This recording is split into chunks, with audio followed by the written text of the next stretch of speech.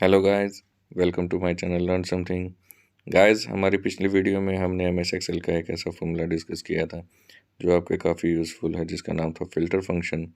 I hope आपने वो video देखी होगी और वो फॉर्मूला सीख लिया होगा। तो उसी सीरीज़ को आगे बढ़ाते हुए आज हम जो फॉर्मूला डिस्कस करने वाले हैं वो है इफ़ फंक्शन। इफ़ फंक्शन एक कंडीशनल फंक्शन है। इसके बारे में थोड़ा सा मैं आपको जल्दी जल्दी बता देता हूँ, फिर अपना वीडियो शुरू करेंगे।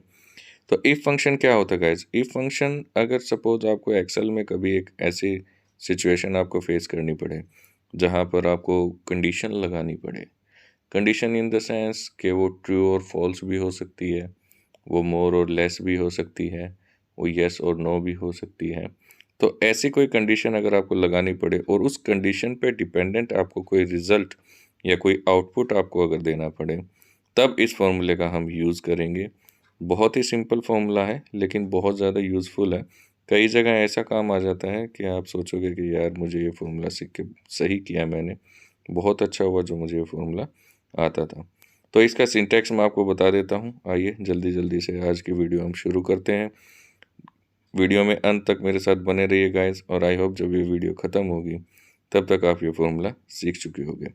तो आइए इसका सिंटैक्स मैं आपको बता देता हूँ। सबसे पहले इसका सिंटैक्स शुरू होता है इक्वल टू इफ़, उसके बाद आती है हमारी कंडीशन।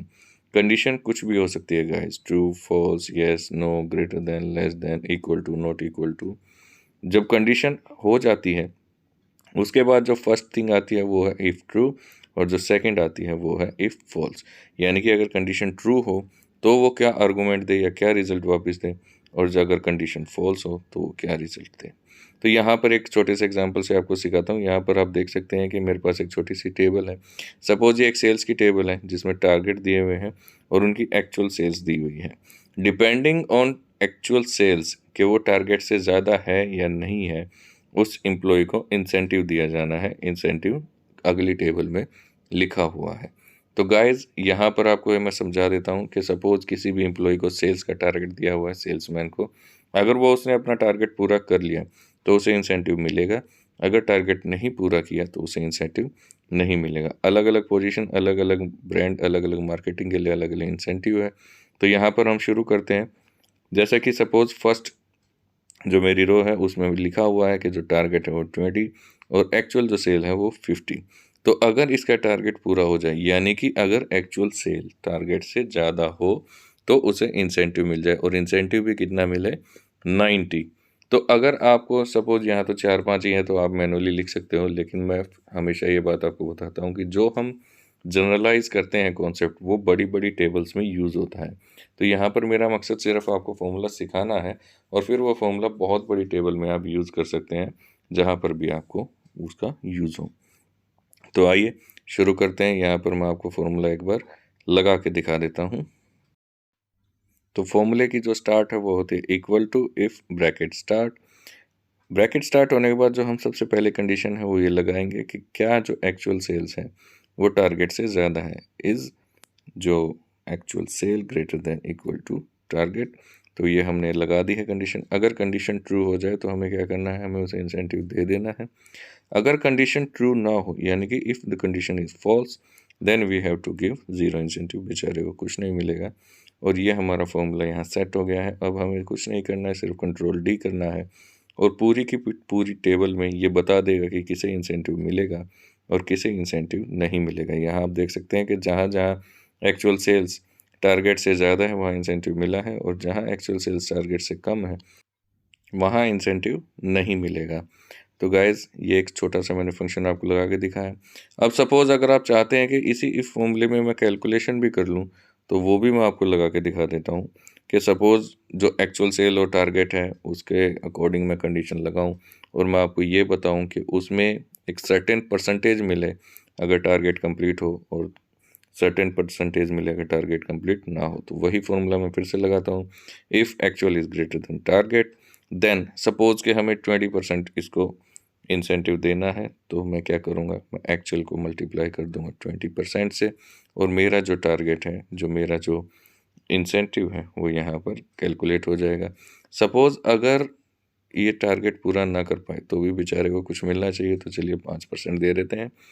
एक एग्जांपल मैं आपको सिर्फ दे रहा हूँ, आप चाहे तो 50 भी दे सकते हैं। तो यहाँ पर ब्रैकेट क्लोज हो जाएगी और उसके बाद आप देखेंगे कि जो मेरा फंक्शन है उसने एक अलग तरीके से वैल्यू कैलकुलेट करके दी है। अब इसने क्या किया है गाइस, इसने मेरे को बताया कि अगर टारगेट कंप्लीट हो गया है तो 20% ऑफ एक्चुअल सेल्स ये हमें दे रहा है, और जिस केस में टारगेट कंप्लीट नहीं हुआ है आप देख सकते हैं कैलकुलेट करके ये ओनली 5% ऑफ एक्चुअल सेल्स दे रहा है। तो यानी कि मैंने दोनों ही कंडीशन में कैलकुलेशन डाल दी है कि अगर कंडीशन सेटिस्फाई हो, कंडीशन ट्रू हो तो क्या होगा, और कंडीशन फॉल्स हो तो क्या होगा। ये तो था सिंपल इफ़ फंक्शन गाइस। अब अगर सपोज आपको इफ़ के अंदर इफ़ लगाना हो तो आप क्या करेंगे, वो भी मैं आपको एक छोटा सा यहाँ लगा के दिखा देता हूँ। बाकी इफ़ के अंदर इफ़ के अंदर इफ़ के अंदर इफ़, जितनी मर्जी आपकी कंडीशन हो आप उतने मर्जी आप यहाँ पे फंक्शन लगा सकते हैं। बहुत ईजी है, बहुत आसान है। सपोज़ मैं एक छोटा सा एक सिनेरियो कंसिडर करता हूँ कि अगर यहाँ पर मेरी एक्चुअल सेल्स कंप्लीट हो जाए और फिर मुझे ये देखना है कि मेरा जो टारगेट था वो क्या 50 से ज़्यादा था या कम था। तो आइए देखते हैं। यहाँ पर मैं आपको एक छोटा सा और लगा देता हूँ।